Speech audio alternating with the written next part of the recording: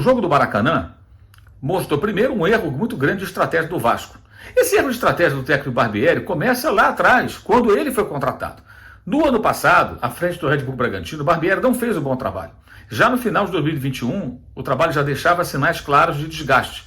A final da Copa Sul-Americana, na derrota por 1-0 para o Atlético Paranaense em Montevidéu, com aquele gol do Nicão, já mostrou um Red Bull Bragantino em queda. Produziram muito pouco, terminou o jogo chuveirando bola na área, já não estava legal. E no ano passado, 2022, o time não conseguiu brigar pelo título paulista, que era uma ideia de poder brigar pelo menos por ele, ficou pelo caminho.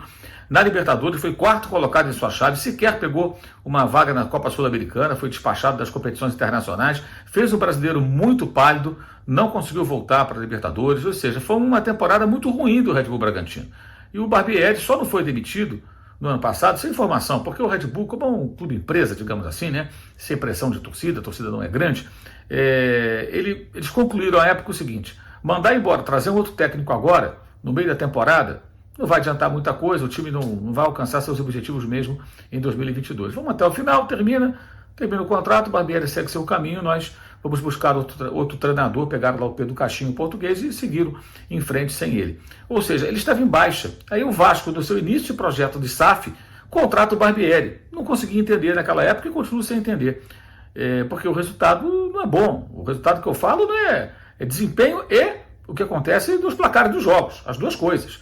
No dia 12 de dezembro do ano passado, o Barbieri já estava trabalhando no Vasco, participou da pré-temporada, os jogadores sendo contratados já com sua participação como técnico do time, já sabendo com quem iria contar. Ele foi eliminado pelo ABC na Copa do Brasil precocemente, em São Januário, então ficou fora do mata-mata nacional, não disputa competições sul-americanas, porque estava na segunda divisão no passado, portanto não havia como se classificar para nenhuma delas.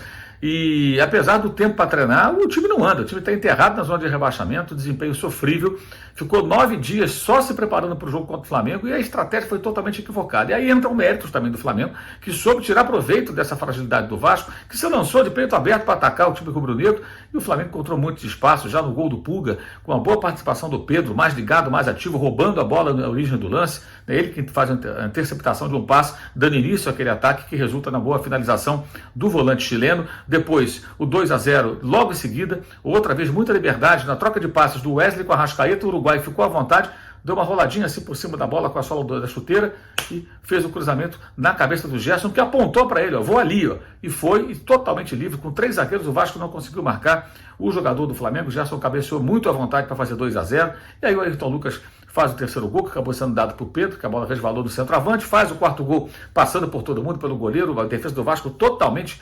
desorganizada, uma vitória construída com facilidade. O Flamengo dosou energias no segundo tempo, houve foi marcado um pênalti que não houve, né, na verdade, muito mal marcado pela arbitragem, com a intervenção do VAR, o Vasco diminuiu, fez o chamado gol de honra, e não foi pior para o Vasco, o Flamengo tirou o pé no segundo tempo, porque estava muito tranquilo. O Flamengo estava muito seguro ali, 4-0, pensando, quinta-feira tem o Racing, domingo tem o Grêmio, temporada pesada, o time se poupou, não forçou tanto o jogo, diminuiu a sua intensidade, e com isso o Vasco não sofreu mais gols. Porque o Vasco estava tão mal e tão fragilizado que, se tivesse forçado, o Flamengo provavelmente teria feito um placar ainda mais elástico numa noite histórica para os rubro-negros e terrível para os vascaínos, com muitos protestos até um tanto quanto absurdos, né, em São Januário, com ataques à sede do Vasco. A sede não tem culpa nenhuma e nem ninguém tem que ser atacado, que se proteste de forma pacífica, né, e inteligente contra, evidentemente, as decisões equivocadas que foram tomadas.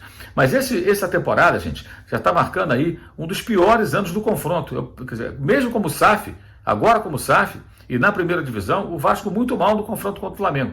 Você vê aí na tela que o último ano que o Vasco fez mais gols que o Flamengo nos jogos entre as duas equipes foi em 2016. O Vasco marcou 4 gols, o Flamengo 1. Placar agregado daquele ano, o Vasco 4-1.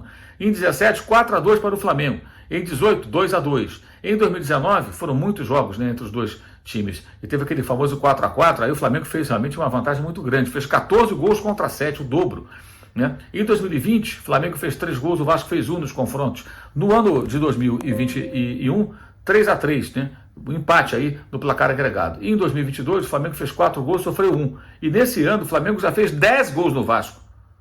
São 4 confrontos entre as duas equipes, 3 vitórias do Flamengo e uma do Vasco. 10 gols do Flamengo, 5 gols marcados pela equipe do Vasco da Gama, e ainda teremos um jogo de volta pelo Campeonato Brasileiro com mando rubro-negro, ou seja, essa diferença pode até aumentar se o Flamengo aplicar outra vitória sobre o seu tradicionalíssimo rival. Ou seja, um momento muito ruim do Vasco, E como o SAF, ao contrário do que prometeram no ano passado, um dos executivos da 777, de que seria aquele confronto semifinal de Campeonato Carioca, o último entre os dois times com uma disparidade econômica tão grande, na verdade, ela continua existindo econômica e técnica, porque você não consegue mudar um cenário tão rapidamente. É praticamente impossível você fazer tantos investimentos em uma temporada, em um ano, ou menos do que isso, para transformar o elenco que o Vasco tinha num elenco tão forte como esse que o Flamengo tem, que vem sendo montado ao longo do tempo. Não por acaso, nessa terça-feira, Everton Ribeiro está completando 6 anos de clube. Então você vê que o Flamengo está contratando esses jogadores que fizeram essa história, estão escrevendo essa história de títulos do clube nas últimas temporadas há muito tempo. Então, chegadas e partidas o tempo todo, jogadores muito caros, jogadores de elevado padrão para o futebol brasileiro, em termos de investimento, inclusive, e o Vasco, evidentemente, não poderia corrigir isso, essa diferença, tirar essa diferença em tão pouco tempo. E isso se vê dentro de campo, apesar das 16 contratações feitas para a temporada vascaína. Um cenário bem difícil para o Vasco. O Flamengo tirou proveito e fez aí esse placar de 4-1 e está 10-6